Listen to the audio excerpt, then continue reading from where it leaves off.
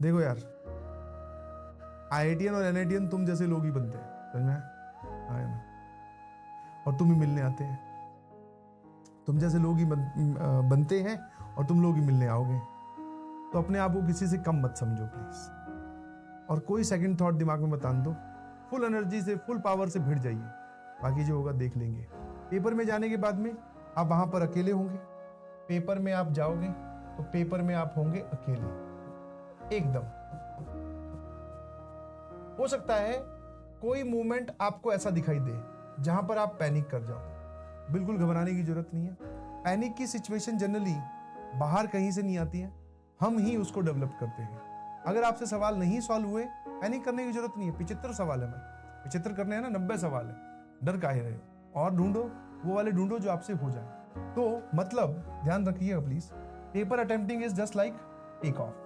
समझ पा रहे हो नहीं समझ पा रहे? ये मैंने एक प्लेन बनाया छोटा सा, जस्ट लाइक टेक ऑफ। आपकी स्पीड रनवे पर ही तेज बनेगी, और एक बार अगर प्लेन उड़ गया, मतलब आपने शुरू के 2-4 सवाल ऐसे कर दिए जिसपे आप धमाधम टिक लगा रहे हो, दैट मीन्स आपका टेक ऑफ प्रॉपर हो गया।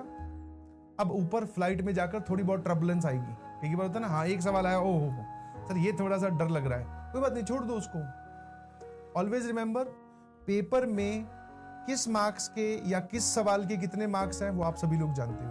आपने डिफिकल्ट वाला अटेम्प्ट किया, आपको ज्यादा मार्क्स मिलेंगे, ऐसा कुछ नहीं है। आसान सवाल ढूंढिए, और ऐसा बिल्कुल मत कीजिए जैसे जितने लोगों से बात हुई है कि पहले पूरी फिजिक्स, फिर पूरी केमिस्ट्री, फिर पूरी मैथमेटिक्स। ये स्ट्रेटेजी, यस बेटा, दिस इज 100% रॉन्ग। हाँ, पहले फिजिक्स में एंट्री लो, कोई बात नहीं। इसके सर 2 या 3 सवाल या 3 या 4 क्वेश्चन, अगर फिजिक्स आपकी फेवरेट है तो 4 से लेकर 5 सवाल क्वेश्चन सॉल्व करके एग्जिट ले लो, फिर यहां एंट्री लो। इसके भी सर 4 से लेकर 5 सवाल क्वेश्चन सॉल्व करके यहां से एग्जिट ले लो, फिर आप यहां से एंट्री लो इसके अंदर। मैथ्स में हो सकता है ऐसे अमाउंट आपको कम मिले, बट हाँ मिलेंगे। इसमें भी आप 2 से 3 सवाल सही करके फिर यहां से एग्जिट ले लो, फिर वापस फिजिक्स में चले जाओ। आप फिजिक्स में ही घूम रहे हो 1 घंटे तक, फिर केमिस्ट्री में 1 घंटे तक, तो ये आपकी खराब हो जाएगी। आसान सवाल देखकर नहीं पता चलते, मैक्सिमम तो देख के ही पता चल जाते हैं, बट हाँ जो आपके टॉपिक से हैं, जो आपका वीक पार्ट है, सॉरी स्ट्रॉन्ग पार्ट है, जिसके क्वेश्चंस करना आपको अच्छा लगता है, वो आपके लिए आसान सवाल है। जाओ देखो, बड़ा सवाल, हाँ यार ये तो कर सकता हूं।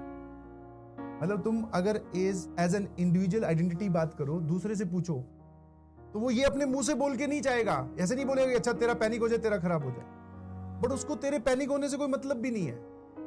तो अपने आप को ही समझाना कि नहीं, अभी भी इस पेपर में चाहे सबसे डिफिकल्ट पेपर आए, मैं एक और वर्स्ट केस सिनेरियो बोलता हूं, आज तक की हिस्ट्री का सबसे डिफिकल्ट पेपर आए, तब भी आप मैथ्स में 10 सवाल सही करके आ सकते। 15 डिफिकल्ट डाल देगा, 10 तो होंगे अभी भी सर।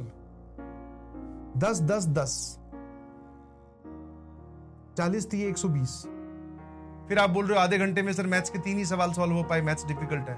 नहीं जी, मैथ्स डिफिकल्ट नहीं है, आपने डिफिकल्ट बना दिया उसको। चाहे कोई सा भी पेपर उठा लो,